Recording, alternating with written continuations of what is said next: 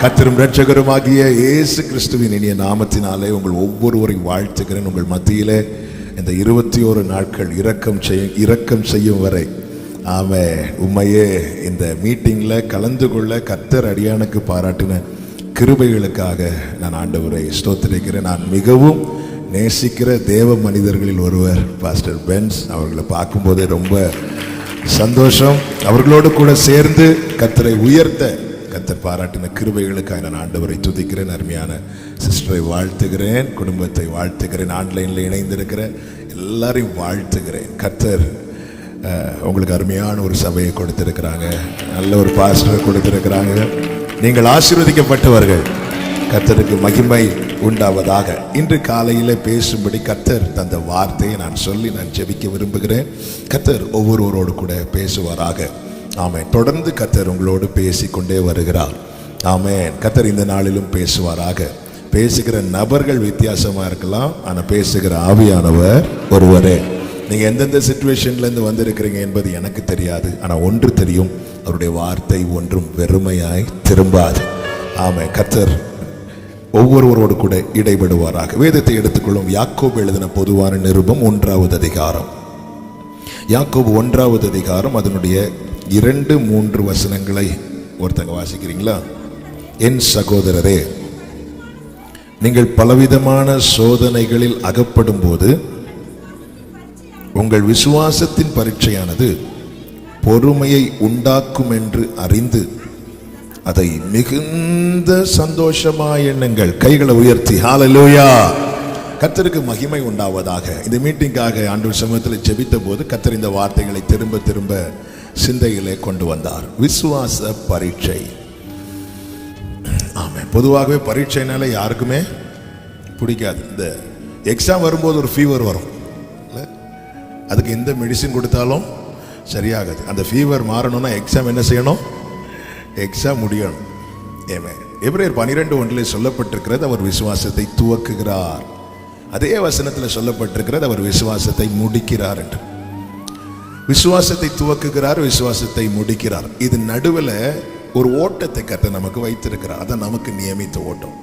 அது ஒவ்வொருவருக்கும் எவ்வளவு காலம் என்பது நம்முடைய கையில் இல்லை, அது நியமித்தவருடைய கரத்தில் இருக்கிறது. என் காலங்கள் கர்த்தருடைய கரத்தில் இருக்கிறது. இந்த விசுவாச ஓட்டத்திலே பரீட்சையும் உண்டு, பரிசும் உண்டு. ஆமென் சொல்லுங்க. பரீட்சையும் உண்டு, பரிசும் உண்டு. ஆமென். உலகம் வைக்கிற பரீட்சை என்பது அல்லது உலகம் கொடுக்கிற சோதனை என்பது நம்மை அழிப்பதற்கான சோதனை.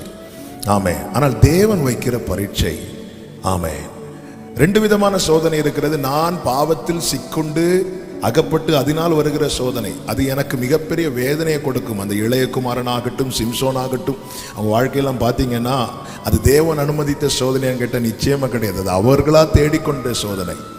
ஆனால் தேவன் அனுமதிக்கிற சோதனை இருக்கிறது, அதுதான் விசுவாச பரீட்சை. கர்த்தர் எல்லாரையும் சோதிப்பாரான்னு கேட்டால் எல்லாரையும் சோதிக்க மாட்டார். ஆனால் யாரை மிகவும் நேசித்து யாரை தேவன் சேர்த்து கொள்ள சித்தமாக இருக்கிறாரோ அவர்களை தேவன் பரீட்சிக்கிறார். நீங்கள் பைபிள் ஃபுல்லாக பார்க்கும்போது தெரியும், நமக்கு பெஸ்ட் எக்ஸாம்பிள் நம்ம ஆண்டவராகிய இயேசு கிறிஸ்து. ஆமென். மத்தேயு 4:1 இப்படி சொல்லப்பட்டிருக்கிறது, அப்பொழுது இயேசு பிசாசினால் சோதிக்கப்படுவதற்கு ஆவியானவராலே வனாந்திரத்துக்கு கொண்டு போகப்பட்டார். அந்த வசனம் எப்படி தொடங்குது தெரியுமா? அப்பொழுது. அப்பொழுது எப்பொழுது? எப்பொழுதுன்னு தெரியணும்னா 3 கடைசியும் சேர்த்து வாசிக்கணும். 3 கடைசி சேர்த்து வாசிங்க. அன்றியும் வானத்திலிருந்து ஒரு சத்தம் உண்டாகி, இவர் என்னுடைய நேசகுமாரன், இவரில் நான் பிரியமாய் இருக்கிறேன் என்று உரைத்தது அப்பொழுது. ஆமென். இயேசு கிறிஸ்து சோதிக்கப்படுவதற்கு சற்று முன்பாக வானத்திலிருந்து ஒரு சத்தம் வந்தது. என்ன சத்தம்னா, எனக்கு இவரை பிடிக்கல அதனால நான் இவரை சோதிக்க போறேன், இல்ல எனக்கு இவரை ரொம்ப பிடிச்சிருக்குது. ஆமென். தேவன் ஒரு பரீட்சையை வாழ்க்கையில் அனுமதிக்கிறார் என்றால் புரிந்து கொள்ளுங்கள், அது வருவதற்கு முன்னமே பரலோகத்திலிருந்து ஒரு சத்தம் வந்திருக்கிறது, இவர் என்னுடைய நேசகுமாரன், இவரில் நான் பிரியமாயிருக்கிறேன். ஹல்லேலூயா. கர்த்தர் நல்லவர், கர்த்தர் நல்லவர். ஆமென் சொல்லுங்க பார்க்கலாம். ஆமென். 2 தீமோத்தேயு 3வது அதிகாரம் 8வது வசனத்தில் இப்படி சொல்லப்பட்டிருக்கிறது, பரீட்சைக்கு யார் நிற்காதவர்களோ அவர்கள் சத்தியத்துக்கு எதிர்த்து நிற்கிறார்கள். தேவன் அனுமதிக்கிற பரீட்சைக்கு நிற்காதவர்கள் சத்தியத்துக்கு, வேதத்துக்கு, ஆமென், பரலோக திட்டத்திற்கு தேவ நீதிக்கு அவங்க எல்லாம் எதிர்த்து நிற்கிறாங்க. 9வது வசனத்தில் இப்படி சொல்லப்பட்டிருக்கிறது, இவர்கள் அதிகமாய் பலப்படுவதில்லை. பரீட்சைக்கு நிற்காதவர்கள் அதிகமாய் பலப்பட முடியாது. அப்படி என்றால் ஒரு காரியம் தெளிவாய் தெரிகிறது, தேவன் என் வாழ்க்கையில் ஒரு பரீட்சை அனுமதிக்கிறது என்னை பலவீனப்படுத்துவதற்கு அல்ல, என்னை பலப்படுத்துவதற்கு. ஹல்லேலூயா. தாவீதின் வாழ்க்கையிலே சிங்கத்தையும் கரடியையும் கோலியாத்தையும் ஒவ்வொன்றையா ஃபேஸ் பண்ண வைக்கிறார். எடுத்தது மொத்த பிரச்சனையை ஃபேஸ் பண்ண வைக்கல, ஒவ்வொன்றையா ஃபேஸ் பண்ண வைக்கிறார். பலவீனப்படுத்துவதற்கா? இல்ல பலப்படுத்துவதற்கு. பின்னாட்களிலே தாவீது பாடுறார், ஆமென், என் சத்துருக்கள் எவ்வளவாய் பெருகி இருக்கிறாங்க. புலம்பல பாடுறாரு. ஆமென். பலவீனன் தான் புலம்புவான், பலமுள்ளவன் பாடுவான். ஆமென். எடுத்தது இல்ல, ஆண்டவருக்கு தெரியுங்க என் திராணி என்னவென்று அவருக்கு தெரியும். என்னால 10 கிலோ தான் தூக்க முடியும்னு அதுக்கு கூட 0.1 கிராம் கூட ஆட் பண்ணாத உண்மை உள்ள நல்ல தகப்பனை நான் தெய்வமாய் கொண்டிருக்கிறேன் சொல்றவங்க ஆமென் சொல்லுங்க பார்க்கலாம். ஹல்லேலூயா. கர்த்தர் நல்லவர், சேனைகளின் கர்த்தர் நல்லவரே, சேதமின்றி நம்மை காப்பவர். ஆண்டவருடைய அன்பு, ஆண்டவருடைய கிருபை, ஆண்டவருடைய இரக்கம், ஆமென், அது சொல்லி பாடிட்டே இருக்கலாம். அவ்வளவு பெரியவர். ஆமாம், இதெல்லாம் ரொம்ப ருசிக்கணும்னா பரீட்சைக்கு நிற்கணும். ஆமாம், பரீட்சைக்கு நிற்கணும். சாத்தான் யாரை கண்ணு வச்சான் பார்த்தீங்களா? பரீட்சைக்கு நின்றவரை. இவர்கள் உலகம் நம்முடைய தகுதியை அளக்க பரீட்சை வைக்கும், ஆனா தேவன் நம்மை தகுதிப்படுத்த பரீட்சை வைக்கிறார். ஹல்லேலூயா. ஆண்டவர் ஒரு பரீட்சையை வைக்கிறார்னாலே புரிஞ்சுக்கோங்க, அவன் அடுத்து ஒரு ப்ரொமோஷன் ரெடியா இருக்கிறது. ஆமென். தேவன் சோதித்து யாரும் அழியல. ஆமென். தேவன் காரணம் அழிப்பதற்காக சோதிக்கவில்லை. அதுதான் யாக்கோபு 1 சொல்லப்பட்டிருக்கிறது, தேவன் ஒருவரையும் தீமையினால் சோதிக்க மாட்டார். ஆனால் சோதனை நமக்கு தீமை போல தோன்றும். சோதனையின் பாதை என்பது எல்லாருக்குமே மகிழ்ச்சியா இருக்குமான்னு கேட்டால் நிச்சயமா கிடையாது. ஆனா அது போக போக போக போகதான் தாவீது சொல்ற, நான் உபத்திரவப்பட்டது எனக்கு நல்லது. ஆமென். புல்லுள்ள இடங்களில் மேய்த்து அமர்ந்த தண்ணீர் அண்டையில் கொண்டு போய் விட்டு என்று பாடிக்கொண்டிருக்கிற அதே தாவீது சொல்லுகிறார், நான் மரண இருளின் பள்ளத்தாக்கில் நடந்தாலும். ஆமென். நான் மரண இருளின் பள்ளத்தாக்கு சொல்லிவிட்டு, உன்னை புல்லுள்ள இடத்திலே நடத்துறாரு, இங்கேயும் கொண்டு வந்து நடத்துகிறார். தாவீது ரெண்டையும் சேர்த்து ஒரே வார்த்தையில முடிக்கிறார், அவர் என்னை நீதியின் பாதையில நடத்துகிறார். சில நேரத்தில் தேவன் நடத்தும் போது 66வது சங்கீதத்தில் சங்கீதக்காரன் சொல்லுகிறான், ஆண்டவரே எங்க இடுப்புக்கு மேல பாரத்தை ஏற்றுறீங்க, மனுஷர்களை எங்கள் தலையின் மேல ஏறி போக பண்றீங்க. ஆமே. நம்ம கொஞ்சம் முன்னாடி வர்ஷிப்ல கேட்டோமே, சீமை அவனுக்கு எதிராக நடந்து வந்து கல்லை தூக்கி போட்டு. நான் ஒரு காரியத்தை நான் 100% விசுவாசிக்கிறவன் என்னவென்றால், தேவன் அறியாமலும் தேவன் அனுமதிக்காமலும் எதுவும் என் வாழ்க்கையில வராது. தேவனையும் தாண்டி ஒரு விஷயம் வருதுன்னா அப்ப தேவனை விட ஒரு வல்லமை இருக்குன்னு தானே அர்த்தம்? இல்லை இல்லை. பிசாசானவன் போய் தேவ சமூகத்தில் நிற்க காரணம் என்ன? காரணம் ஒன்றுதான், ஆண்டவருடைய பெர்மிஷன் இல்லாம யோபு வீட்டில் இருக்கிற ஒரு புல்லை கூட அவனால தொட முடியவில்லை. நீ அவனை சுற்றி, அவன் குடும்பத்தை சுற்றி, அவனுக்கு உண்டான எல்லாவற்றையும் சுற்றி வேலி அடைக்கவில்லையோ? தேவனுடைய பெர்மிஷன் இல்லாம நம்ம வீட்டில் வளரக்கூடிய ஒரு புல்லை கூட தொடுவதற்கு பிசாசுக்கு அனுமதி இல்லை. தேவன் ஒன்றை அனுமதித்தார் என்றால் புரிந்து கொள்ளுங்கள், 1வது அதிகாரத்தில் யோபுவுக்கு ஒரு காரியத்தை அனுமதிக்கிறார். யோபு என்ன சொல்லுகிறான் தெரியுமா? கர்த்தர் கொடுத்தார், கர்த்தர் அளித்தார் என்றல்ல, கர்த்தர் கொடுத்தார், கர்த்தர் எடுத்தார். கர்த்தர் கொடுத்த போது அது என் கையில் இருந்துச்சு, இப்பொழுது கர்த்தர் என்ன செய்தார்? எடுத்தார். அப்படின்னா இப்ப அது யார் கையில் இருக்கு? கர்த்தர் கையில் இருக்கு. கர்த்தர் கொடுத்தார், கர்த்தர் எடுத்தார் என்றார். கர்த்தர் எடுத்ததை 42வது அதிகாரத்தில் 2 மடங்காக்கி அவன் கையிலேயே திரும்ப கொடுத்தார். என்ன ரொம்ப ஆச்சரியப்படுத்தின காரியம், யோபுவுக்கு உண்டான ஒவ்வொன்றையும் அழிக்கிறதற்கு சாத்தான் என்னெல்லாம் செய்தான்? கல்தையரை அனுப்புறான், சபையரை அனுப்புறான், அக்கினி வருது, காற்றடிக்குது. சாத்தான் அவனை வாதித்தான். இவ்வளவு ரிஸ்க் எடுத்து, இவ்வளவு கஷ்டப்பட்டு யோபுவுக்கு உண்டான எல்லாவற்றையும் கொஞ்சம் கொஞ்சமா அழிச்சிட்டு சாத்தான் பெருமூச்சு விட்ட போது பாருங்க, ஒன்றை கட்டுவது ஈஸியா, இடிக்கிறது ஈஸியா? இடிக்கிறது ஈஸி இல்லை, கட்டுறதுங்கிறது எவ்வளோ விஷயம் இருக்கு. அவன் 1 மாசம் கட்டி முடிக்கப்பட்ட காம்பவுண்டை ஒரே நாளில் இடிச்சு முடிக்கலாம். பிசாசானவன் இடிக்க எவ்வளோ நேரம் எடுத்தானோ அதில் 10ல் 1 100ல் 1 கூட ஆண்டவர் எடுக்கல யோபுவை ஆசீர்வதிக்க கர்த்தர் என்ன செய்தார் தெரியுமா? வேதம் சொல்லுது, கர்த்தர் யோபுவின் முகத்தை பார்த்தார். இவ்வளவு கஷ்டப்பட்டு அழிச்சதுக்கு அப்புறம் கர்த்தர் ஒரே ஒரு பார்வை, நம்ம சும்மா பாடலும் அழகான கண்கள் என்னை கண்டதால என்று, அவருடைய ஒரு பார்வை போதும். எனவே தான் சங்கீதம் 4:6 சங்கீதக்காரன் சொல்லுகிறார், எங்களுக்கு நன்மையை காண்பிக்கிறவன் யார் என்று சொல்லுகிறவர்கள் அநேகர். நிறைய பேர் சொல்லிட்டு இருக்கிறாங்க, ஆண்டவரே இவன் எப்படி ஆண்டவரை இதை செய்வான், இவன் எப்படி இவன் செய்வான், இவனுக்கு என்ன பேக்ரவுண்ட் இருக்கு, இவனுக்கு நன்மையை காண்பிக்கிறவன் யார் என்று.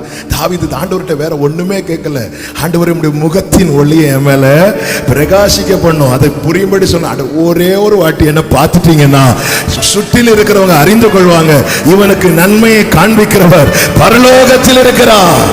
ஆமென் சொல்லுங்க பார்க்கலாம். கர்த்தருக்கு மகிமை உண்டாவதாக. இந்த காலை வேளையில உங்களோடு பேசுகிற வார்த்தை இதுதான். ஏன் கர்த்தர் பரீட்சையை அனுமதிக்கிறார்? விசுவாசத்தை துவக்கும் போது நல்லா இருக்குது, அவரே அதை முடிக்கும் போது இன்னும் ரொம்ப நல்லா இருக்குது. இது நடுவில் ஏன் இந்த பரீட்சையை தேவன் அனுமதிக்கிறார்? வேதத்தில் அநேக காரியங்கள் இருந்தாலும் ஒரு சில காரியங்களை மட்டும் நான் அவங்க மத்தியில் சொல்லி ஜெபிக்க விரும்புகிறேன். கர்த்தர் நம்மோடு கூட பேசுவாராக. ஒரு பிரசங்கமாய் தயவாக இதை கேட்க வேண்டாம். இந்த கால வேளையில கர்த்தர் இதை கேட்கிற ஒவ்வொருவருக்கும் தருகிற வார்த்தை. நமக்குள்ளே ஏன் என்ற கேள்வி எழும்பாத யாருமே கிடையாது. விசுவாசிகளின் தகப்பனாகிய ஆபிரகாம் வர ஒரு குறிப்பிட்ட நேரத்தில் வந்து ஆண்டவர்கிட்ட கேட்டார், அடியனுக்கு என்ன தருவீர், அடியனுக்கு என்ன தருவீர். அதுக்கப்புறம் தான் ஆபிரகாம் விசுவாசித்தான்ட்டே பைபிள்ல இருக்குது. சில நேரத்தில் நாம் நிற்கிற நிலைகள், நடக்கிற பாதைகளில் நமக்குள்ளே சில கேள்விகள் எழும்பும். தேவன் அதை குறையாய் பார்க்காமல் அதை நம்முடைய பலவீனமாய் பார்த்து அவருடைய பலத்தை அதில் விளங்க பண்றார். ஆபிரகாம் அடியனுக்கு என்ன தருவீன்னு கேட்டதும் ஒன்ன போய் கூட்டிட்டு வந்தேன் பாரு அப்படி சொல்லலை. ஆபிரகாம் ஒரு கூடாரத்தை போட்டுட்டு உட்கார்ந்திருந்து அடியனுக்கு என்ன தருவீர்? ஆண்டவர் சொன்னார், நீ வெளியே வா, நான் விரித்த வானத்தை பார். நீ விரித்த கூடாரத்தை பார்த்துட்டு இருந்தா உனக்கு விசுவாசம் வளராது. அவர் ஒருவராய் வானங்களை விரித்து. ஆமென். நம்ம பெட்ல ஒரு பெட்ஷீட் போடுறதுக்கு 4 பேர் வேணும். தனியா இந்த பக்கம் இழுத்து அங்கிருந்து அவர் ஒருவராய் வானத்தை விரித்து. தூதர் யாரையுமே ஹெல்ப் கூப்பிடல. பாருங்க, இந்த பூமியில அவருக்கென்று நிற்க ஒருவரும் இல்லை என்று கண்டு அவர் அதிர்ந்தார் என்று சொல்லல, அவர் ஆச்சரியப்பட்டாராம். தம்முடைய தோளிலே அவர் சாய்ந்து கொண்டார். ஒருத்தர் இல்லைன்னு சொல்லி அவர் நம்ம எல்லாம் நமக்கு சப்போர்ட்டா யாரும் இல்லைன்னா அவர் ஆச்சரியப்பட்டார். அவர் ஒருவராய் எல்லா சர்வத்தையும் வசனத்தால தாங்குகிறார். சர்வத்தையும் என்று சொல்லும் போது இந்த பூமியை மட்டுமல்ல, அண்ட சராசரங்கள், எத்தனை நட்சத்திரங்கள், ட்ரில்லியன் கணக்குல கேலக்சிஸ் இருக்குது. ஒவ்வொரு கேலக்சிக்குள்ள எத்தனையோ ட்ரில்லியன் நட்சத்திரங்கள் இருக்கிறது. இது எல்லாவற்றையும் தாங்குவதற்கு ஒரே ஒரு வார்த்தை. நாம் யாரை ஆராதிக்கிறோம், யார் சமூகத்தில் வந்து இருக்கிறோம், எங்க நெருங்கி வர வச்சிருக்கிறார் தெரியுமா? ரோமர் 4 இப்படி ஒரு வார்த்தை இருக்கும் பாருங்க, அது அவனுக்காக மட்டுமல்ல நமக்காக எழுதப்பட்டிருக்கிறது. அப்படி என்றால் நான் இயேசுவின் நாமத்தில் சொல்லுகிறேன், இந்த வேதம் ஆபிரகாமுக்காக மட்டுமல்ல, ஈசாக்குக்காக மட்டுமல்ல, யாக்கோபுக்காக மட்டுமல்ல, தாவீதுக்காக மட்டுமல்ல. எத்தனை பேர் கையில பைபிளை உயர்த்தி சொல்லுவீங்க, இது எனக்காகவும் எழுதப்பட்டிருக்கிறது. ஆமென். ஏன் தேவன் பரீட்சிக்கிறார், ஏன் தேவன் சோதனை அனுமதிக்கிறார்? ஒரு சில காரியங்களை நான் வேகமாய் சொல்லி ஜெபிக்கிற. முதலாவது, ஆதியாகமம் 22வது அதிகாரத்தின் 1வது வசனத்தை வாசிங்கள். இந்த காரியங்கள் நடந்த பின்பு தேவன் ஆபிரகாமை சோதித்தார். இந்த ஆபிரகாம் யார் தெரியுமா? தேவனால் அழைக்கப்பட்டவன். இந்த ஆபிரகாம் யார் தெரியுமா? தேவனால் பிரித்தெடுக்கப்பட்டவன். இந்த ஆபிரகாம் யார் தெரியுமா? தேவனுடைய சிநேகிதன். ஆண்டவர் என்ன சொல்லுகிறார்? நான் செய்ய போகிறதை ஆபிரகாமுக்கு மறைப்பேனோ. அந்த அளவுக்கு சோதோமை அழிக்க தான் தேவன் இறங்கினார். ஆனாலும் ஆபிரகாமை விசிட் பண்ணிட்டு போறார். ஏன் ஆபிரகாமை விசிட் பண்ணிட்டு போறார்? ஒரு ரீசன், நான் சோதோமை அழிச்சா நாளைக்கு ஆபிரகாம் வந்து நின்று பார்ப்பான். கர்த்தர் பேசின இடத்திலிருந்து சோதோமை பார்த்தான் என்று பைபிள் சொல்லப்பட்டிருக்கிறது. நாளைக்கு பார்க்கும்போது ஆபிரகாம் நிச்சயமா ஃபீல் பண்ணுவார். என்ன ஃபீல் பண்ணுவார்? இவ்வளவு தூரம் வந்துட்டு போயிருக்கிறாரு, ஆனாலும் என்ன பார்க்காம இல்லை. நமக்கு ரொம்ப தெரிஞ்சவங்க, நமக்கு வேண்டப்பட்டவங்க வெளியூர்ல இருந்து அவன் நம்ம தேடி வந்து நம்ம பக்கத்து வீடு வரை வந்துட்டு நம்மளை பார்க்காம போனா ஃபீல் பண்ணுவோமா, ஃபீல் பண்ண மாட்டோமா? அவன் இவ்வளோ தூரம் வந்துட்டு நான் செய்ய போறது ஆபிரகாமுக்கு மறைப்பேனோ. அந்த அளவுக்கு தேவனால் மிகவும் நேசிக்கப்பட்ட ஆபிரகாமை கர்த்தர் சோதித்தார். ஆபிரகாமுக்கு ஒரு பரீட்சை. இந்த பரீட்சை நமக்கு நன்றாய் தெரியும். என்ன? ஈசாக்க பலி செலுத்து. இங்கே ஆபிரகாமுக்கான பரீட்சையும் இருக்கிறது, ஈசாக்குக்கான பரீட்சையும் இருக்கிறது. ஏன் கர்த்தர் இங்கே ஆபிரகாமை சோதிக்கிறார்? ஏன் சோதிக்கிறார் என்று அறிய வேண்டுமானால் அதற்கு முந்தின அதிகாரத்தில் உள்ள சம்பவங்களை பார்க்க வேண்டும். முந்தின அதிகாரத்தில் ஒரு சம்பவம் நடக்கிறது. என்ன சம்பவம் என்றால், ஆபிரகாம் வீட்டில் ஈசாக்கு மட்டும் கிடையாது, இன்னொருவனும் வளருகிறான். அவன் பேர் என்ன? இஸ்மவேல். இஸ்மவேல் அந்த வீட்டில் தான். ஆபிரகாமுடைய வித்து அவன். இஸ்மவேல் வளருகிறான். அதே வீட்டில் இப்பொழுது ஈசாக்கும் பிறந்து வளர்கிறான். சாராள் பார்க்குறாங்க, ரெண்டு பேருக்கும் செட் ஆகலைன்னு பார்த்ததும் ஆபிரகாம்கிட்ட வந்து சொல்கிறாங்க, இஸ்மவேலை துரத்தி விட்டுருங்க. இஸ்மவேலை நீ இந்த வீட்டில் இருக்கக்கூடாது, என் பையனுக்கு அவனுக்கு செட் ஆகிறது மாதிரி தெரியல, நீங்கள் துரத்தி விட்டுருங்கன்னு சொல்லும்போது சாராள் ஈஸியாக சொல்லிடலாம். ஆனால் ஆபிரகாமுக்கு அப்படி துரத்த முடியாது. ஏன்னா ஆபிரகாம், இஸ்மவேலுடைய தகப்பன் யாரு தான்? ஆபிரகாம். அவன் ஆபிரகாமின் வித்து, அவனுடைய ரத்தம் தான் உள்ள ஓடுது. அப்படியெல்லாம் ஈஸியாக துரத்த முடியாது. ஆனால் இப்போ ஆபிரகாமுக்கு முன்னாடி ஒரு பெரிய கேள்வி வருகிறது. என்ன கேள்வி என்றால், இஸ்மவேலா ஈசாக்கா? ஆபிரகாம் இஸ்மவேலை வெறுத்து துரத்தவில்லை, இஸ்மவேலை பிடிக்காம துரத்தலை, இஸ்மவேல் வேண்டாம் என்றும் துரத்தவில்லை. ஆனால் இஸ்மவேலா ஈசாக்கா என்ற கேள்வி வரும்போது இஸ்மவேல் மேல் வைத்த பாசத்தை விட அவன் ஈசாக்கின் மேல அதிக பாசம் வைத்ததுனால ஈசாக்குக்காக இஸ்மவேலை துரத்தி விட்டான். இந்த காரியங்கள் நடந்த பின்பு கர்த்தர் ஆபிரகாமை சோதித்தார். இப்போ ஆபிரகாமுக்கு சோதனை என்னவென்றால், ஈசாக்கா ஆண்டவரா? உபாகமம் 13:3 பிற்பகுதியில் இப்படி சொல்லப்பட்டிருக்கிறது. இந்த அதிகாரத்தில் கை வச்சுட்டு அந்த வசனத்தை எடுத்து வாசிங்க.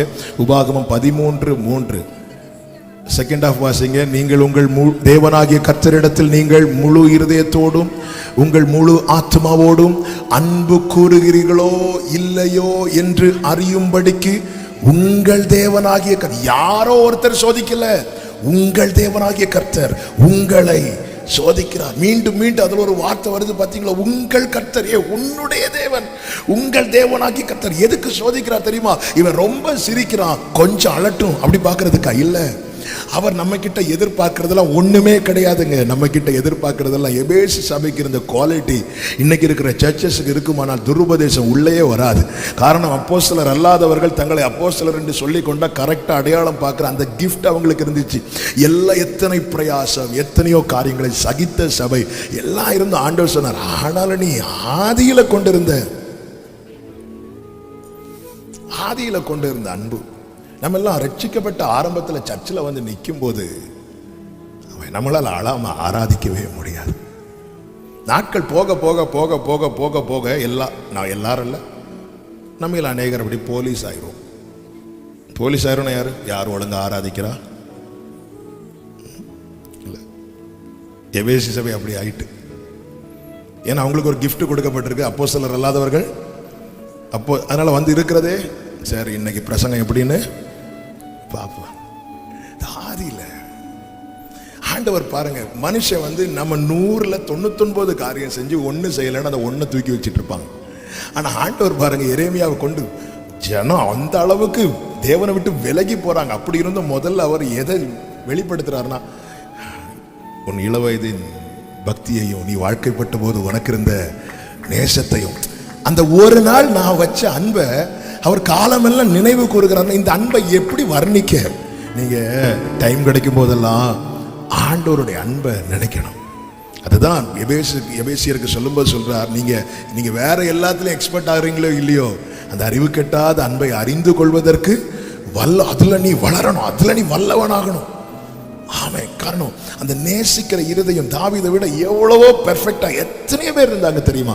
ஆனாலும் நம்ம எல்லாம் வீட்டில் ஒரு கீழே கீச்சைன் போடணும்னா யாருக்கு பேரை கீச்சைனா போடுவோம்? ஆமே, ஜீசஸ்ன்னு போடுவோம். ஆனா அவர் கையில இருக்கிற கீழே யாருடைய நேம் வச்சிருக்கிறார் தெரியுமா? தாவீதின்.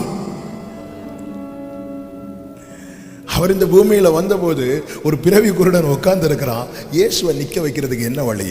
என்ன சொன்னா அவர் நிற்பார்? தாவீதின் குமாரன் நின்றார். எந்த அளவுக்கு இருதயத்துக்கு தாவீது நெருக்கமா இருக்க காரணம் என்ன? காரணம் ஒன்றுதான், என் பேரனாகிய கர்த்தாவே உம்மையில் அன்பு கூறுகிறேன். அதனாலதான் 119 ஒரு வார்த்தையை வச்சு கிளைம் பண்ணுவார். அந்த வார்த்தையை வச்சு என்னைக்கு ஆண்டவர் நான் கிளைம் பண்ண போறேன்னு ஜெபம் பண்ணிட்டு இருக்கிறேன். இன்னும் அப்படி சொல்றதுக்கான தைரியம் வரவே இல்லை. என்ன தெரியுமா? உங்களுடைய நாமத்தை நேசிக்கிறவர்களுக்கு வழங்கும் நியாயத்தின்படி உமது அடியனை நோக்கி பாருங்க. என்னங்க, உங்களை நேசிக்கிறவங்களுக்கு நீங்க என்ன ஆண்டவர் செய்வீங்க, அதை எனக்கு செய்யுங்கிறார். ஆமென். எந்த அளவுக்கு அந்த நேசத்துல நம்ம எல்லாம் கூட்டி கேட்போம், ஆண்டவரே எங்களுக்கு ஆண்டவர் ஒரு ஜெபம் பண்ணி சொல்லி கொடுத்தார்ல, எங்கள் கடனாளிகளுக்கு நாங்கள் மன்னிப்பது போல. நம்ம எல்லாம் எக்ஸ்ட்ரா, ஆண்டவரை நாங்கள் மன்னிக்க மறந்தாலும். தாவீது சொல்ல, உங்களை நாமத்தை நேசிக்கிறவங்களுக்கு நீங்க என்ன செய்வீங்க ஆண்டவரே, அது எனக்கு செஞ்சா போதும், வேற என்ன எக்ஸ்ட்ரா கேட்கலங்கிறார். என்ன நேசங்க! ஏன்னா கர்த்தர் நல்லவர் என்பதை ருசித்து பாருங்க. டெய்லி பார்க்கணும், நினைச்சு பார்க்கணும், திரும்பி பார்க்கணும். கடந்து வந்த பாதைகள், தேவன் நடத்தி வந்த பாதைகள், இதெல்லாம் நினைச்சு பார்த்தா நீங்க இத்தனை கோடி ஜனங்கள் இருக்கிறாங்க. நம்ம மட்டும் இல்ல, கூப்பிடும் காக்கை குஞ்சுக்கு கூட அவர் ஆகாரத்தை சவதரித்து கொடுக்கிறாராம், ப்ரிப்பேர் பண்ணி கொடுக்கிறாராம். ஒரு காக்கை குஞ்சு கூப்பிட்டால் அதற்கான ஆகாரத்தை அவர் ரெடி பண்ணி கொடுக்கிறாருன்னு பைபிள் சொல்லுது. ஆனா இவ்வளவு இத்தனை ஜீவன்கள், இத்தனை ஜனங்கள் ஆமென் கர்த்தரை நோக்கி பார்த்திருக்கும் போது நீங்க கொஞ்சம் தியானிச்சா தெரியும், நம்மையே அவர் பார்த்துட்டு இருக்கிறது மாதிரி இருக்கும். எனக்குன்னு ஒருத்தர் இருக்கிறார், என்னையே பார்த்துட்டு இருக்கிறார். தாவீது அதான் சொல்றேன், உங்களுடைய ஆவிக்கு மறைவாய் நான். ஆண்டவர் இவ்வளவு இருக்கிறாங்க, கொஞ்ச நேரம் அவங்களையும் பாருங்க ஆண்டவர். என்ன, அவர் என்னையே செம்மையானவனை அவருடைய முகம் எப்படி இருக்குதான் நோக்கி இருக்கிறது. ஹல்லேலூயா. அப்ப தேவன் நம்மிடத்தில் எதிர்பார்க்கிறது ஒன்னே ஒண்ணுதான். நீ இத்தனை கிலோமீட்டர் செருப்பு இல்லாம நடக்கணும், இத்தனை மலைகளை கடக்கணும், இதெல்லாம் கேட்டாரு நம்ம கிட்ட இல்ல. நீ முழு இருதயத்தோடு அன்பு கூறுகிறியா இல்லையா என்பதை அறிய சோதிக்கிறார். இங்க ஆபிரகாமுக்கு அப்படி ஒரு சோதனை வந்தது. ஆபிரகாம் என்ன நினைச்சிருப்பா தெரியுமா? என்ன ஆண்டவர், டவுட் ஆண்டவரே. அவன் சோதோம் அழிக்க போறதை கர்த்தர் சொன்னதும் ஆபிரகாம் தன்னை தூசியாக்கினவன், தன்னை சாம்பலாக்கினவன் லோத்துக்காக. ஆனா ஈசாக்க பலி செலுத்துன்னு கேட்கும் போது அதிகாலையில் எழும்பிட்டான். ஏன் ஈசாக்கையும் வெறுத்துட்டாரா? இல்ல, ஈசாக்கு நேசகுமாரன் என்று ஆண்டவரே சொல்றார். ஆபிரகாமை கூப்பிட்டு கேட்கலாமா, என்ன ஆபிரகாமே பிள்ளைய? ஆபிரகாம் சொல்லுவாரு, நான் ஈசாக்குக்காக இஸ்மவேலை இழப்பேன், ஆனா எதுக்காக என்னை அழைத்த ஆண்டவரை நான் விட மாட்டேன். அந்த பரீட்சையில பாஸ் ஆயிட்டார் பாத்தீங்களா? பாஸ் ஆனதுக்கு அப்புறம் ஈசாக்கு மேல ஒரு கீறல் விழ ஆண்டவர் அனுமதித்தாரா? இல்ல. அதுதான் தேவன். தேவன் ஒரு சோதனை அனுமதிக்கிறார் என்றால், ஆமென், பிரமாணங்கள் கொடுக்கும் போது மோசையை கொண்டு கர்த்தர் ஒரு வார்த்தையை சொன்னார். என்ன தெரியுமா? ஒருவன் அக்கினி கொளுத்தும் போது அந்த அக்கினியினால யாருக்காவது ஏதாவது சேதம் உண்டானால் அந்த அக்கினியை கொளுத்தினவன் அதற்கு உத்தரவாதி என்று. ஆமென். ஒருவன் தீ வைக்கிறான் வீட்டுல, தீ வைக்கும் போது அந்த அவன் வைக்கிற அக்கினி நிமித்தம் பக்கத்து வீட்டுல ஏதாவது சேதம் உண்டாயிட்டுன்னா இந்த அக்கினியை யாரு கொளுத்தினாங்களோ அவங்க தான் அதற்கு உத்தரவாதி.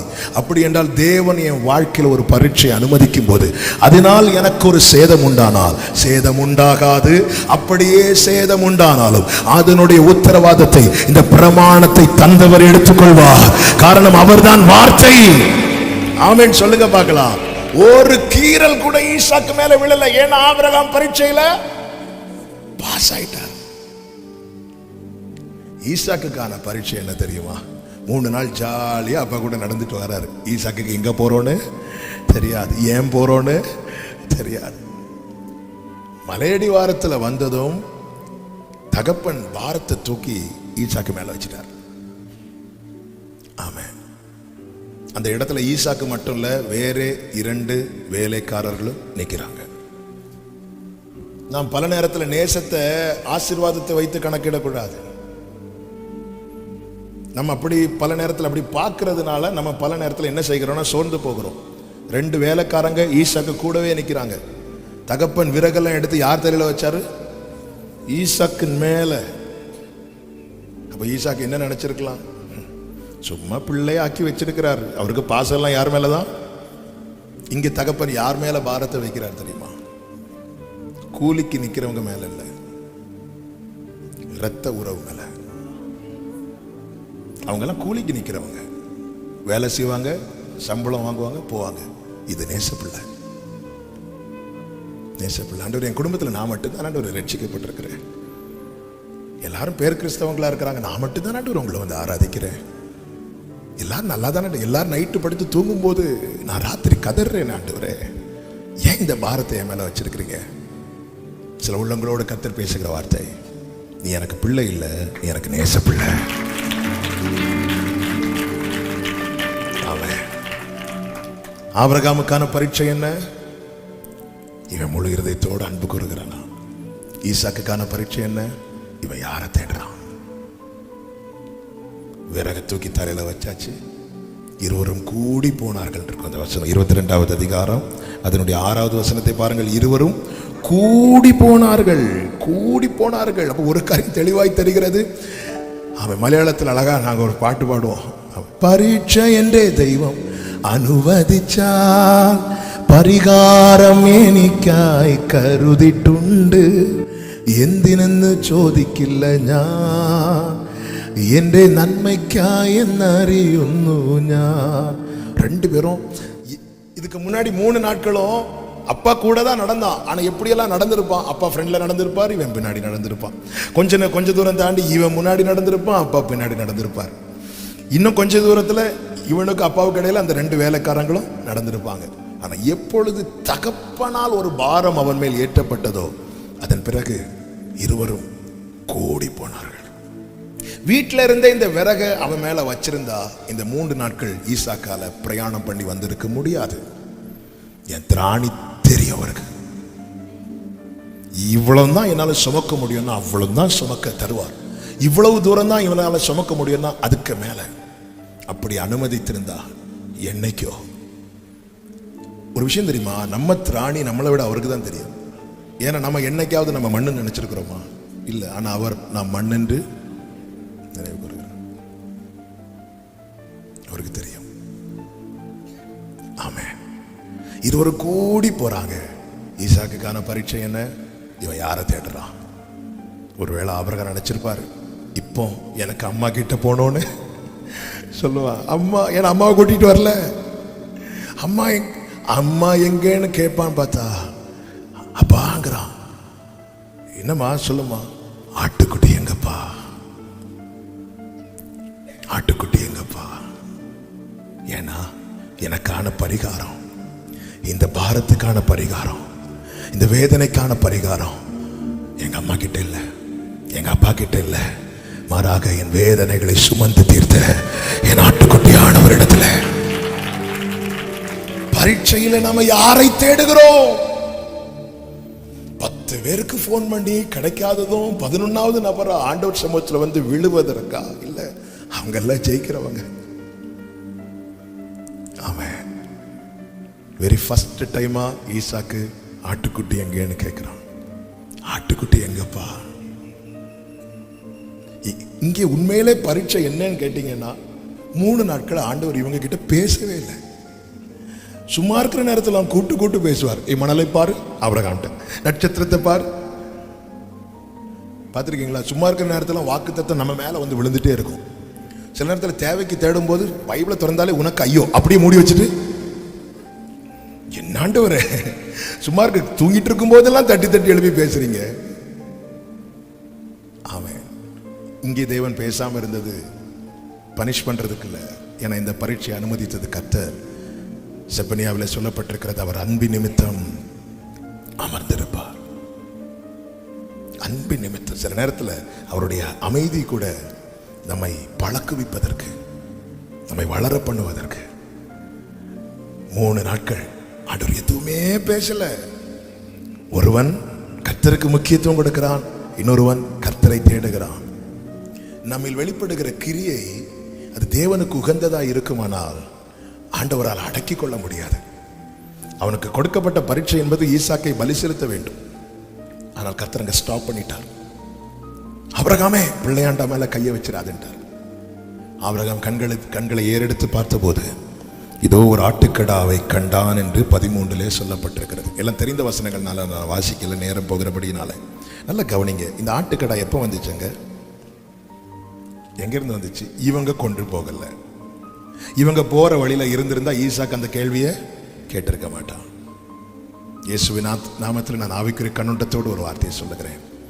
மோரியா மலையில ஒரு பக்கத்தில் இருந்து ஆபிரகாமும் ஈசாக்கும் தங்களுக்கான விசுவாச பரீட்சை, தங்களுக்கு நியமித்த பாதையில் ஒவ்வொரு ஸ்டெப்பா எடுத்து வைக்க இந்த மோரியா மலையின் மறுபக்கத்திலே அவர் தாமே சோதிக்கப்பட்டபடியால் சோதிக்கப்படுகிறவர்களுக்கு உதவி செய்ய வல்லவராய் ஒவ்வொரு ஸ்டெப் இவங்க எடுத்து வைக்க இதன் மறுபக்கத்திலே இவர்களுக்கு உதவும்படியா.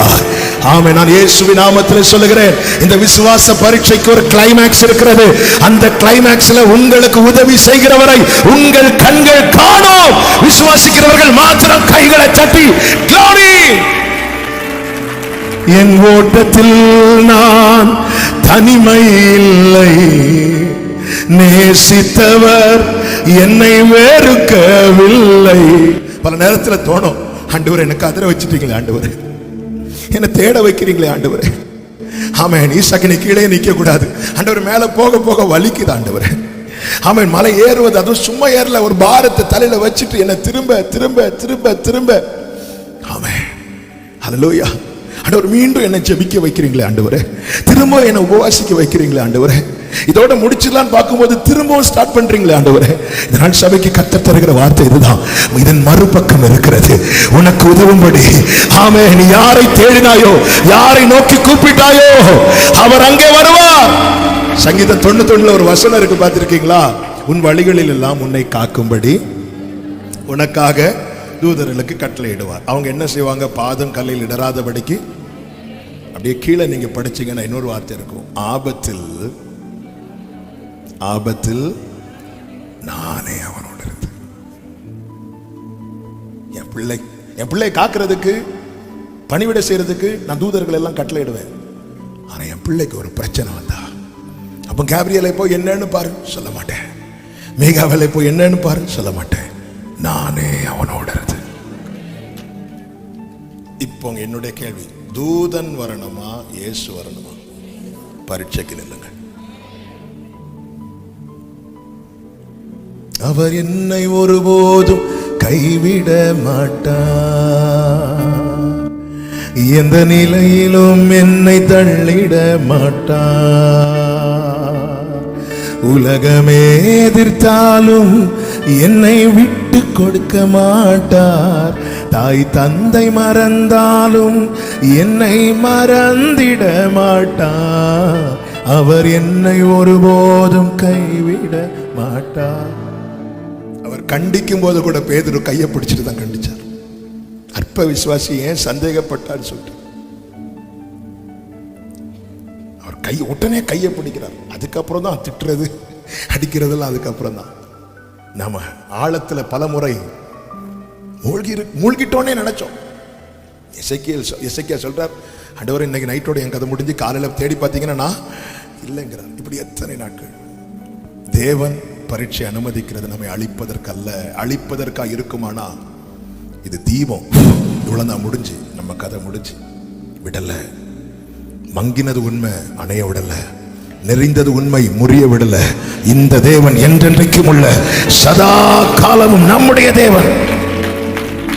ஆமே. நேரம் போகிறதுனால அடுத்த 2 காரியத்தை கூட நான் சொல்லி ஜெபிக்கிறேன். ஆமா, ஏன் தேவன் பரீட்சிக்கிறார்? ஆமே.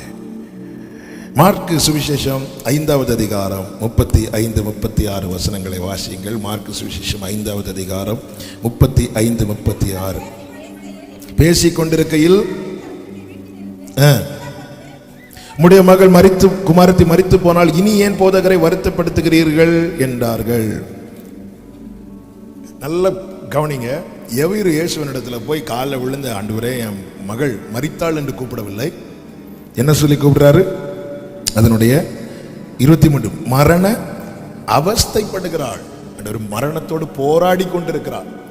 அவ சாகிறதுக்கு முன்னாடி நீங்க வந்து அவளை கை வச்சிட்டீங்கன்னா அவ பிழைச்சிருவா. இது அவனுடைய விசுவாசம்.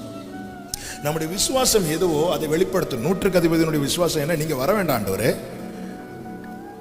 நீங்க ஒரு வார்த்தை சொன்னா போதும். எவீருவனுடைய விசுவாசம் என்ன? நீங்க வந்து தொட்டா போதும். 2 விசுவாசத்தையும் தேவன் கனப்படுத்தினார். இப்ப நல்ல கவனிங்க. இயேசு போயிட்டே இருக்கிறார். பைபிள் சொல்லுகிறது 24வது வசனம், அவர் அவனோட கூட போனார். அப்ப இப்பொழுது அவருடைய ஃபோக்கஸ் எல்லாம் எது மேலதான் இருக்குன்னா எவீர் வீட்டுக்கு போகணும். போற வழியில எவீர் வீடு அப்படி போகல, அவர் அவனோட கூட போனார். இப்போ அவர் வேற எல்லா ப்ரோக்ராமையும் மாத்தி வச்சுட்டார். எவீர் வீட்டுக்கு தான் போகணும். அவர் அப்படியே புறப்பட்டு வந்திருந்தால் அவள் மரிப்பதற்கு முன்னே வந்திருக்கலாம். ஆனால் ஆன் த வேல இன்னொரு சம்பவம் நடக்குது. என்ன சம்பவம்னா, ஒரு 12 வருட பெரும்பாடுள்ள ஸ்திரீ என்ன பண்றா, வந்து இயேசுவின் வஸ்திரத்தை தொட்டு அவளுக்கு என்ன கிடைக்குது, சுகம் கிடைக்குது. அது வரைக்கும் பிரச்சனை இல்லை. சரி, வந்தா சுகம் வாங்கினா போனான். ஆனால் இயேசு திரும்பி நின்று கேட்கிறாரு, அவன் என்ன தொட்டது யாரு? எல்லாரும் தேடிட்டு இருக்கும்போது எவீர் மட்டும் வாட்சை பார்த்துட்டு இருப்பாரு. ஆண்டவரே டிலே ஆயிட்டு இருக்கு, ஆண்டவரே டிலே ஆயிட்டு இருக்கு, ஆண்டவரே. அவ வாரா, வந்து அவளுடைய 12 வருட சாட்சிய சொல்லுறா. இல்லைன்னா நமக்கு எப்படி பைபிள்ல தெரிஞ்சிருக்கோம்ல, நானே 12 வருஷமா பெரும்பாடு உள்ளவளா இருந்தேன், நான் போகாத ஹாஸ்பிட்டல் இல்லை, பார்க்காத டாக்டர்ஸ் இல்லை, எல்லாரும் சாட்சி ஆன்னு கேட்டுட்டு இருக்கும்போது எவீர் மட்டும், ஆண்டவரே. இங்க பரீட்சை என்பது எது தெரியுமா? டிலே, கொஞ்சம் தாமதம். வேதம் என்ன சொல்லுகிறது? அவர்கள் வந்து கொண்டிருக்கும் போது என்றல்ல, 35வது வசனம், அவர் இப்படி பேசிக்கொண்டிருக்க, அங்க பேசிட்டு இருக்கிறார். அந்தந்த நிலையில் இருக்கிறவங்களுக்கு தான் அந்தந்த வலி தெரியும். எவீரின் உள்ளம் எப்படி, ஆண்டவரே, அவள் மரண அவஸ்தையா இருக்கிறா. அவர் கூட புறப்படும் போது எவீருக்கு கொஞ்சம் நம்பிக்கை வந்துடும், அவர் சாகிறதுக்குள்ள இவர் வந்துட்டார்னா. ஆனா இப்பொழுது டிலே ஆயிட்டு இருக்கு. ஆண்டவரே 2021 முடிஞ்சிரும் நினைச்சேன், டிலே ஆகுது. ஆகஸ்டோட முடிஞ்சிரும் நினைக்கிறேன், டிலே ஆகுது. செப்டம்பர்லயாவது முடிஞ்சிரும் நினைக்கிறேன், டிலே ஆகுது. அப்பொழுது எவீருவின் காதுகளில் சத்தம் வருகிறது, இனி அவரை தொந்தரவு பண்ணாதீங்க. அதன் அர்த்தம் என்ன தெரியுமா? இனி அவரை அழைத்தும் பிரயோஜனம் இல்லை, இனி அவரை கூப்பிட்டும் பிரயோஜனம் இல்லை, இனி அவருக்கு முன்பாய் தாழ்த்தியும் பிரயோஜனம் இல்லை, இனி நீ உபவாசம் இருந்தும் பிரயோஜனம் இல்லை. விசுவாச பரீட்சையில் நம் காதுகளில் வருகிற வார்த்தைகளில் ஒன்று வேதம் சொல்லுகிறது. 36வது வசனம், அவர்கள் சொன்ன வார்த்தையை இயேசு கேட்ட உடனே ஜெப ஆலய தலைவனை நோக்கி, பயப்படாதே. கைகளை உயர்த்தி ஆமென் சொல்லுங்க பார்க்கலாம்.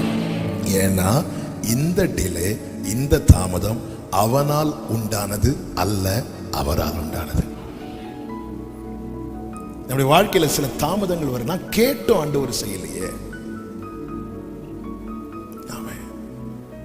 குறித்த வேளை என்பது நாம் குறித்த வேளை அல்ல, கர்த்தர் குறித்த வேளை. நீ பயப்படாத. சாராளின் கற்பம் செத்தது உண்மைதான், ஆனால் வாக்குத்தத்தம் சாகல. எந்த கற்பம் செத்துச்சோ அதுக்குள்ள வாக்குத்தத்தத்தை வச்சார். எங்கே எலும்புகள் உலர்ந்து கிடந்ததோ அதுக்குள்ளே வார்த்தையை வைத்தார்.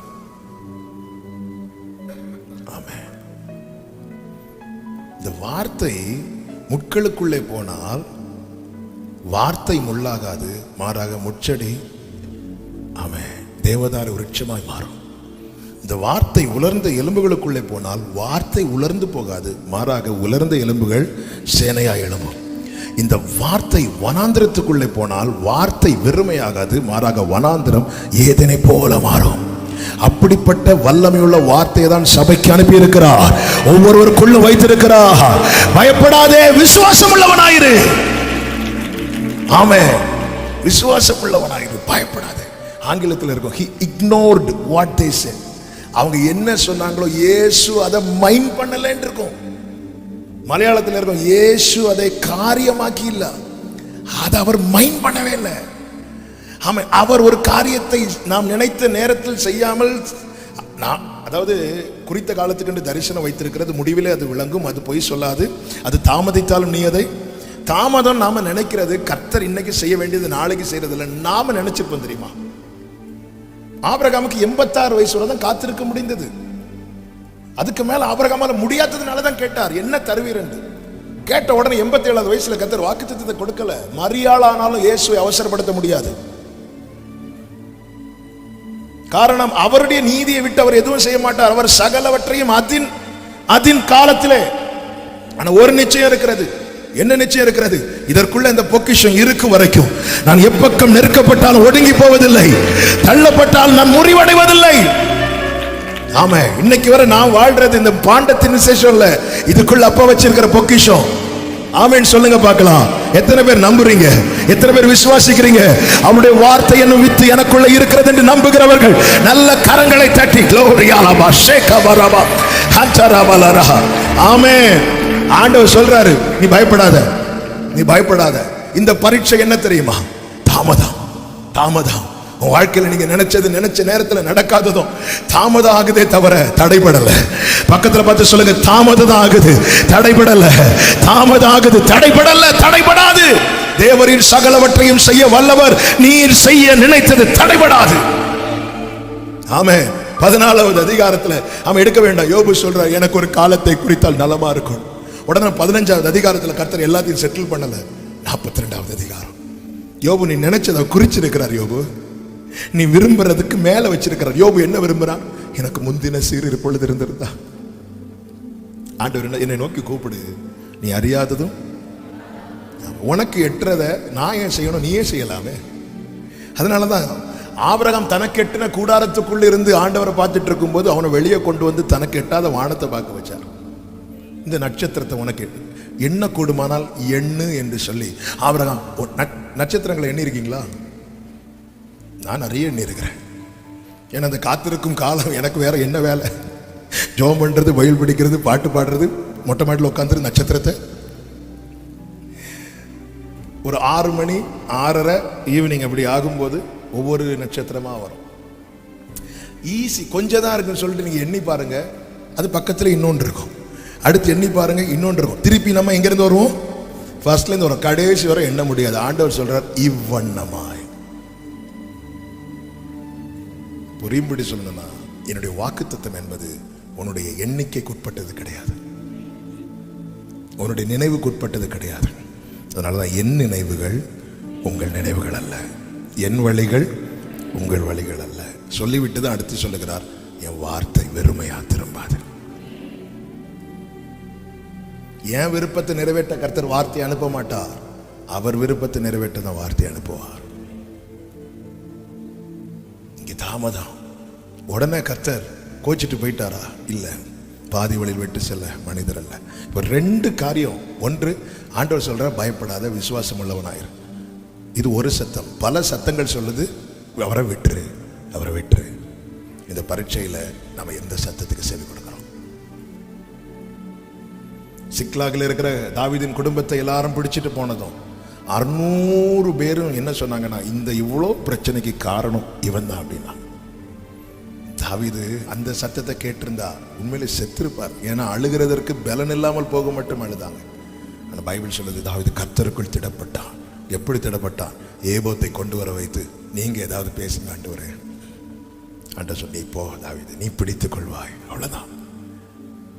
இந்த விசுவாச ஓட்டத்தில் நான் முன்னாடி போகணுமா பின்னாடி போகணுமா என்பதை தீர்மானிக்கிறது நாம கேட்கிற சத்தம். நம்ம கூட இருக்கிறவர் யார் தெரியுமா? இருக்கிறதை எடுத்து தருவார், இல்லாதவைகளை உருவாக்கி தருவார். ஆமே.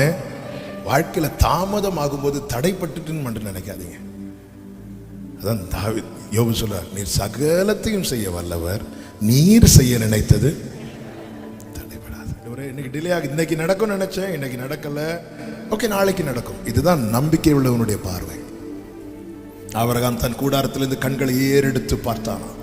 இப்படிதான் நம்முடைய பார்வை, அப்படிதான் இருக்கணும், முன்னோக்கி தான் இருக்கணும். முடியாது என்று சொல்லி இருந்துடக்கூடாது, முன்னோக்கி தான் இருக்கணும். இன்னைக்கு நடக்கல, நாளைக்கு நடக்கும். எதை வச்சு சொல்றீங்க? இந்த தீபத்தை நானே விடல. ஆமே. தாமதத்தை தடையென்று எண்ணாதே. தடையென்று எண்ணினால் அதன் பிறகு நாம் அதை எதிர்பார்க்க மாட்டோம், அதற்காக ஜெபிக்க மாட்டோம். ஒரு காரியத்துக்காக நல்லா புரிஞ்சுக்கோங்க, அவருடைய கிருபை இல்லாம நம்மளால 2 நிமிஷத்துக்கு மேல 1 நிமிஷத்துக்கு மேல ஜெபம் ஓடாது. பார்த்துருக்கீங்களா? சில காரியத்துக்காக நம்ம ஜெபிக்க உட்காந்துருந்தா நமக்கு டைமே போகாது இல்லை. ஆனால் இன்னும் சில காரியங்களுக்காக உட்காந்துருந்தா மணிக்கூர் கணக்கில் நாள் கணக்கில் ஜெபம் பண்ணிட்டு இருப்போம். ஒரு காரியம் தெளிவாக தெரிகிறது, அவர் ஜெபிக்க வைக்காம நம்மளால ஜெபம் பண்ண முடியாது. சில காரியத்துக்கு ஒரே ஜெபத்தில் பதில் வந்திருக்கும், சில காரியத்துக்கு ஜெபிக்க துவங்குவதற்கு முன்னமே பதில் வந்திருக்கும். இந்த எல்லா அனுபவத்தையும் நம்ம டேஸ்ட் பண்ண வச்சிருக்கிறார். ஆமேன்னு சொல்றவங்க மாத்திரம் ஆமாம். தானியேலுக்கு மட்டும் நமக்கு டேஸ்ட் பண்ண வச்சிருக்கிறார். ஆனால் சில காரியங்களுக்கு பல நாட்கள் தேவன் ஜெபிக்க வைக்கிறார். ஒரு காரியத்துக்காக ஜெபிக்க வைக்கிறார்னாலே நம்பிக்கை இருக்குன்னு அர்த்தம். நிச்சயமாய் முடிவு உண்டு, உன் நம்பிக்கை. யோவான் ஸ்நானன் இயேசுவை குறித்து என்ன சொல்றார் அப்படின்னா, நான் உங்களுக்கு ஜலத்தினால் ஞானஸ்நானம் கொடுக்கிறேன், இவரோ உங்களுக்கு பரிசுத்த ஆவியினால ஞானஸ்நானம் கொடுப்பார்னா. இயேசு கிறிஸ்து எடுத்துக்கொள்ளப்படுறது வரைக்கும் கொடுத்தாரா, கொடுக்கலையா? யோவான் சொன்னது கரெக்ட் தான். இயேசு கிறிஸ்து எதனால ஞானஸ்நானம் கொடுப்பார்? பரிசுத்த ஆவியினால். அப்ப எல்லாரும் பார்த்துட்டு இருக்கிறாங்க, இயேசு கிறிஸ்து எடுத்துக்கொள்ளப்படுறது வரைக்கும் பரிசுத்த ஆவியினால ஞானஸ்நானம் கொடுத்தாரா, கொடுக்கலையா? கொடுக்கல. மாறாக என்ன சொன்னார்? நீ எருசலேம்ல காத்திரு, கொடுப்பார், நிச்சயமா கொடுப்பார். நீ பெற்றுக்கொள்றதுக்கு தேவன் ஒரு காரியத்தை செய்ய வைக்கிறார். அவர்கள் ஜெபத்தில் தரித்திருந்தார்கள். ஏன்னா இது இந்த ஈவு என்பது தி பெஸ்ட். பொல்லாதவர்களாகி நீங்களே உங்க பிள்ளைகளுக்கு நல்ல ஈவு. ஒரு காரியத்தை கர்த்தர் நமக்கு நம்முடைய நினைவுல தாமதமாய் தோன்றுகிறது என்றால் புரிந்து கொள்ளுங்கள், நாம் வேண்டிக் கொள்வதற்கும் அதிகமாய் ஏதோ ஒன்றை கர்த்தர் செய்ய தீர்மானித்து விட்டார். அபிமெலேக்கு வீட்லயும் குழந்தை கிடையாது, ஆபிரகாம் வீட்லயும் குழந்தை கிடையாது. அபிமெலேக்கு வீட்டுல புத்திர பாக்கியத்துக்காக யார் ஜெபம் பண்றா? ஆபிரகாம். ஆபிரகாம் ஜெபம் பண்ணது அபிமெலேக்கு வீட்டுல குழந்தை சத்தம் கேட்குது. ஒரு புறம் சந்தோஷமா இருந்தாலும் கொஞ்சம் ஆபிரகாமுக்கு என்ன இருக்கும்? வருத்தம். நான் 25 வருஷமா ஜெபம் பண்ணிட்டு இருக்கிறேன், எனக்கு செய்வீங்கன்னு பார்த்தா அவனுக்காக ஒரே ஒரு நாள் ஜெபம் பண்ண செய்றீங்களே. ஆனா 21 கடைசி 1 சொல்லப்பட்டிருக்கிறது, தகுந்த காலத்தில், குறித்த காலத்தில். ஏண்டவர் அபிமெலேக்கு கேட்டதும் கொடுத்துட்டீங்க, ஆபிரகாமுக்கு நீங்க கேட்டதும் கொடுக்கல. ரீசன் ஒண்ணுதான், அபிமெலேக்கு மேல வாக்குத்தத்தம் இல்லை, ஆபிரகாம் மேல வாக்குத்தத்தம் இருக்கிறது. உன் மேல வாக்குத்தத்தம் இருக்குமானால் நீ கேட்டதும் கிடைக்காது, அவர் குறித்த நாளிலே கிடைக்காமல் இருக்காது. ஒரு காரியத்தை ஆண்டவர் கேட்க வச்சுட்டே இருக்கிறார். 25 வருஷமா வார்த்தை வாக்குத்தத்தத்தை கொடுத்து ஆபிரகாமை ஜெபம் பண்ண வைக்கிறார். வாக்குத்தத்தத்தை கொடுத்து ஆபிரகாமை ஜெபம் பண்ண வைக்கிறார். 86 வயசுல டவுட் வந்துச்சு, அப்பொழுது ஒரு வார்த்தையை கொடுத்தார். அடுத்து 14 வருஷம் காத்திருக்க வைக்கிறார். 75 வயசுல ஒரு வார்த்தையை கொடுத்து 11 வருஷம் காத்திருக்க வைத்தார். 86 வயசுல வார்த்தையை கொடுத்து அடுத்த 14 வருஷம் காத்திருக்க வைக்கிறார். நான் காத்திருக்கிறேன்னா நான் காத்திருக்கவில்லை, கர்த்தருடைய வார்த்தை என்னை காத்திருக்க வைக்கிறது, என்னை ஜெபிக்க வைக்கிறது, என்னை கேட்க வைக்கிறது, என்னை எதிர்நோக்கி பார்த்திருக்க வைக்கிறது. வேலைக்காரருடைய கண்கள் தங்கள் எஜமான்களின் கையை நோக்கி இருக்குமா போலவும், வேலைக்காரின் கண்கள் தங்கள் எஜமாட்டின் கையை நோக்கி இருக்குமா போலவும், எங்கள் தேவனாகிய கர்த்தர் எங்களுக்கு இரக்கம் செய்யும் வரைக்கும் எங்கள் கண்கள் உம்மையே நோக்கி இருக்கிறது. அவர் தான் காத்திருக்க வைக்கிறார். ஆமென். ஆண்டவர் ஒரு தாமதத்தை தடை என்று எண்ணாதீங்க. தடை நினைச்சிட்டு நாளைக்கு ஒரு ஜெபத்தை முடிச்சிருவீங்க இல்ல, வரும். ஆமென். அது நிச்சயமாய் வரும். உன் நம்பிக்கை வீண் போகாது. பைபிள் சொல்லுது, உம்மை நம்பி வெட்கப்பட்டு போகாது இருந்தார்கள். ஆண்டவரை நம்பிட்டீங்கல்ல, அவர் நடத்துவார், அவர் பார்த்துக் கொள்வார். இன்னொரு வார்த்தையை நான் சொல்லி வேகமாய் முடிக்கிறேன். அப்போஸ்தலர் 27வது அதிகாரம் அதனுடைய 24வது வசனத்தை வாசிங்கள். 27, 24. 27வது அதிகாரம் 20வது வசனம். 20வது வசனம். அநேக நாளையாவது சூரியனாவது நட்சத்திரங்களாவது காணப்படாமல் மிகுந்த பெருங்காற்று மழையும் அடித்துக் கொண்டிருந்தபடியினால் இனி தப்பி பிழைப்போம் என்னும் நம்பிக்கை. இங்க பரீட்சை என்ன தெரியுமா? காற்று அடிக்கிறது மட்டும் இல்ல, ஒரு அடையாளம், ஒரு சைன் இல்லை, அடையாளமே இல்லை. அநேக நாளாய். இது சொல்றது யார் தெரியுமா? பவுல். கூட இருந்த மற்ற 275 பேருக்கும் ஆரம்பத்திலே நம்பிக்கை போயிட்டு, காற்று அடித்த அன்றே நம்பிக்கை போயிட்டு, பவுல் கொஞ்சம் பிடிச்சு நின்றுட்டு இருக்கிறார். ஆனா கொஞ்சம் பார்த்தா ஒரு அடையாளத்தை கூட பார்க்கல. இந்த அடையாளம் காண்பித்து நடத்துறது விசுவாசத்தின் ஆரம்ப நிலை.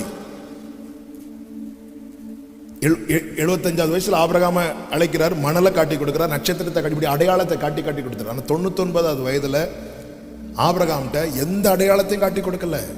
மாறாக ஒன்னே ஒண்ணுதான் சொன்னார். என்ன? நான் சர்வ வல்லவர். அவ்வளவுதான்.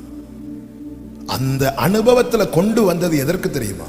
இருக்கிற விசுவாசத்தை விடுவதற்கல்ல. வேதம் சொல்லுகிறது, அவன் விசுவாசத்தில் வல்லவனான. சின்ன வயசுல படம் ஆப்பிள்னா என்ன அப்படின்னா APPLEன்னு எழுதி கொடுக்க மாட்டாங்க, ஒரு ஆப்பிளை காட்டி சொல்லுவாங்க. விசுவாச ஆரம்பத்தில் நமக்கு சொப்பனங்கள் மூலமாய், தரிசனங்கள் மூலமாய், அடையாளங்கள் மூலமாய். ஆனா நம்ம விசுவாசத்தில் தேவன் வளர பண்ண ஒரு சைனும் இருக்காது. அநேக நாளாயாவது சூரியனாவது நட்சத்திரங்களாவது காணப்படாம, காற்று நிக்கல, மழையும் அடிச்சுட்டு தான் இருக்குது. அப்பொழுது இனி தப்பி பிழைப்போம் என்று. அப்பொழுதுதான் கர்த்தருடைய தூதன் அங்கே வந்து பவுலை பார்த்து என்ன சொல்லுகிறார் என்றால் 24வது வசனம், பயப்படாதே, நீ ராயனுக்கு முன்பாக. ஏற்கனவே அவனுக்கு சொன்ன வார்த்தை இது ஏற்கனவே சொல்லப்பட்ட வார்த்தை. ராயனுக்கு முன்பாக நிற்க வேண்டும் என்பது ஏற்கனவே சொல்லப்பட்ட வார்த்தை. நீ என்னை குறித்து ரோமாவிலும் சாட்சி கொடுக்க வேண்டும். ஆமே. அப்போ அடையாளம் எல்லாம் இல்லாமல் போகும்போது ஒருவனுடைய நம்பிக்கை அற்று போகிறது என்றால் அவன் அங்கே என்ன மறக்கிறான் தெரியுமா? கர்த்தர் கொடுத்த வார்த்தையை மறக்கிறான். இப்பொழுது பவுல் எழும்பி நின்று சொல்றான், எனக்கு சொல்லப்பட்ட பிரகாரமாகவே நடக்கும் என்று தேவனிடத்தில் 25வது வசனம் நம்பிக்கையா இருக்கிறேன். 24 கடைசி பாத்தீங்களா? தேவன் உனக்கு விசுவாச பரீட்சையில தேவ தயவு உண்டு. விசுவாச பரீட்சையில தேவனுடைய ஒத்தாசை உண்டு. விசுவாச பரீட்சையில தேவனுடைய வார்த்தை உண்டு. நீங்க அடுத்து பாத்தீங்கன்னா கப்பர் சேதம் உண்டாகும். கப்பர் சேதம் உண்டாகி ஒரு தீவுல விழுவாங்க. அந்த தீவுல விறக தூக்கி போடும்போது பவுல் கையில ஒரு பாம்பு கடிச்சு தொங்கும். உடனே பவுல் திருப்பியும் சொல்லல நம்பிக்கை அற்று போயிட்டு, மாறாக அவன் அதை உதறினான். பதறல, ஏன்னா வார்த்தை உள்ள இருக்கு. உள்ளே இருக்கிற வல்லமையை விட வெளியே இருந்து வருகிற விஷத்துக்கு வல்லமை கிடையாது. பாம்பு அவனை கடிப்பதற்கு முன்னதாகவே அவனுக்கான வார்த்தை உள்ளே இருக்கு. வாழ்க்கையில தேவன் அனுமதிக்கிற விசுவாச பரீட்சை சில நேரத்தில் பேசாம சைலண்ட் ஆயிடுவாரு. சில நேரத்தில் ஒரு பாரத்தை நம்ம தலையில தூக்கி வச்சது மாதிரி இருக்கும். சில நேரத்தில் தாமதமா இருக்கும். சில நேரத்தில் ஒரு அடையாளமும் தெரியாது இல்ல. ஆமாம். ஆனால் எலியாவை பார்த்தீங்களா? அவன் உச்சியில ஏறி தன் தலை தன் முழங்காலில் படு மட்டும். அப்போ எந்த அளவுக்கு தேவனுக்கு முன்பாய் வளைகிறான் பார்த்தீங்களா?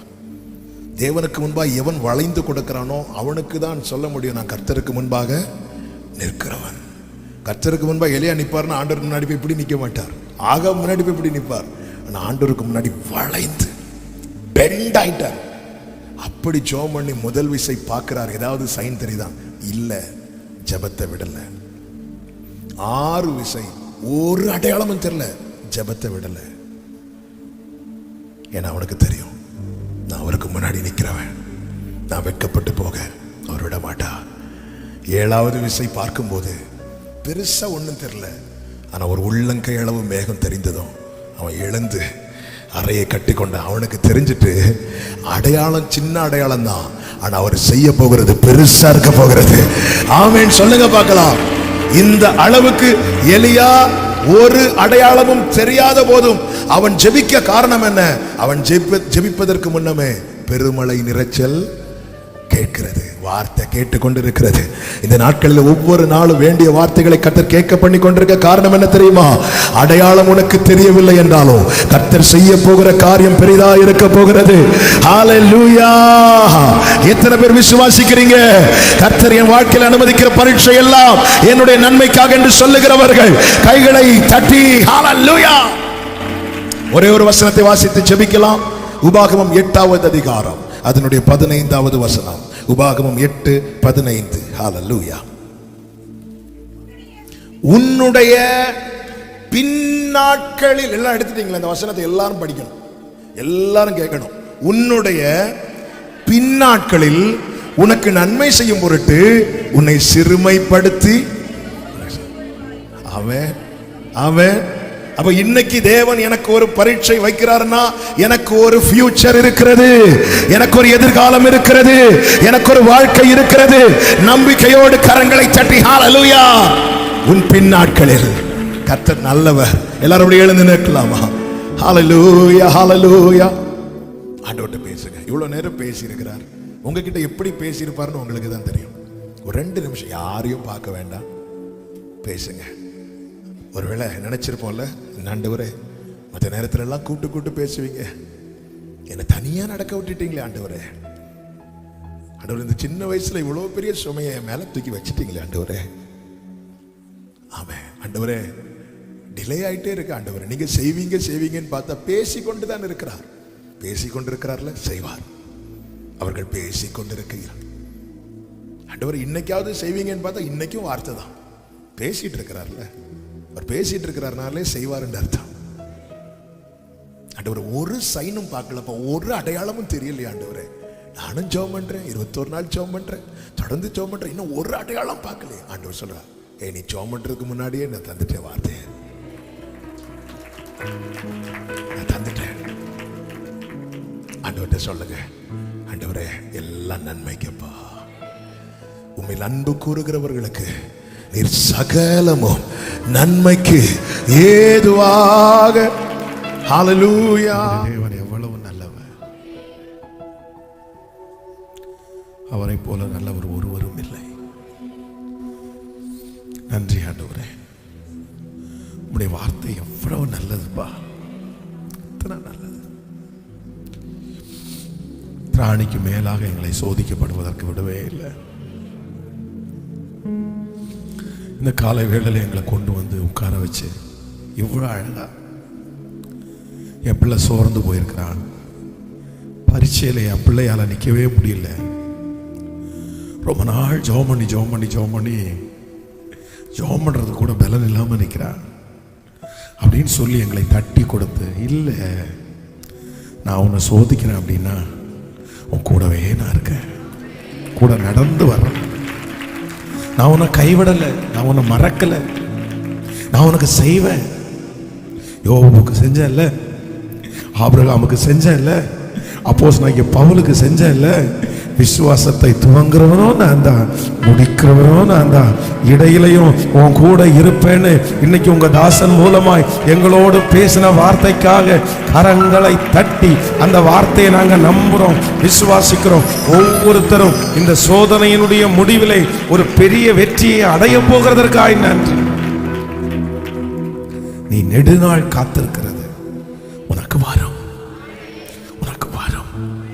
இந்த சோதனை எல்லாம் முடிஞ்சதற்கு பிறகு எங்கள் ஒவ்வொருத்தருடைய தலையின் மேலும் கிரீடம் வைக்கப்படுகிறதற்காக ஸ்தோத்திரம். இந்த சோதனையிலே நாங்கள் அழிந்து போவதில்லை, நாங்கள் நிர்மூலமாவதில்லை, நாங்கள் வெட்கப்பட்டு போவதில்லை. இந்த சோதனையில் யார் எங்களோடு இல்லாவிட்டாலும் வானத்தையும் பூமியையும் அண்ட சராசரங்களையும் படைத்த ஓ ஹல்லேலூயா, வானத்தை தாம் ஒருவரே விரித்த ஒருவரே, நீங்க என் கூட இருக்கிறதற்காக நன்றி. உங்க பிள்ளைகளை மனதார ஆசீர்வதிக்கிறோம். நன்றி அப்பா. இந்த நாள் முழுக்க உங்க பிள்ளைகளுக்கு ரொம்ப ஆசீர்வாதமா இருக்கணும். ஆன்லைன்ல இந்த ஜெபத்துல கலந்து கொள்ளுகிற உம்முடைய பிள்ளைகளுக்கு அதே ஆசீர்வாதம் உங்களை தொடரட்டும் ஆண்டவரே. இந்த வாரம் இந்த ஜெபத்தை முடிக்கும் போது பரலோகமே இங்க இறங்கி வரணும். சத்துரு மின்னலை போல விழுகிறதை எங்கள் கண்கள் காண போகிறதற்காக ஸ்தோத்திர ஆண்டவர். உங்க பாதத்தை முத்தம் செய்யணும். தேவ செய்தியை பகிர்ந்து கொண்ட தம்முடைய தாசரை கோடிகளுக்கு பயன்படுத்துங்க ஆண்டவர். அடுத்து வருகிற ஒரு பெரிய தலைமுறைக்கு எங்களுக்கு தகப்பன்களாக அவர்களை வைக்க போகிறதற்காக ஸ்தோத்திரம், அங்கீகரிக்க போகிறதற்காக ஸ்தோத்திரம். கிருபை கரங்களில் தாங்கும். இயேசுவின் மூலம் ஜெபம் எடுக்கிறோம் நல்ல பிதாவே. என் ஆத்துமாவே கர்த்தரை ஸ்தோத்திரி, என் முழுவதுமே அவர் பரிசுத்த நாமத்தை ஸ்தோத்திரி. என் ஆத்துமாவே கர்த்தரை ஸ்தோத்திரி. கர்த்தர் செய்த சகல உபகாரங்களையும் நம்முடைய ஆண்டவராக இயேசு கிறிஸ்துவின் கிருபை, பிதாவாகிய தேவனுடைய அன்பு, பரிசுத்த ஆவியானுடைய அந்யோன்ய ஐக்கியம் நம்மளோடும் இன்றும் என்றும் சதா காலம் கூட இருப்பதாக. ஆமென். ஹல்லேலூயா, ஹல்லேலூயா.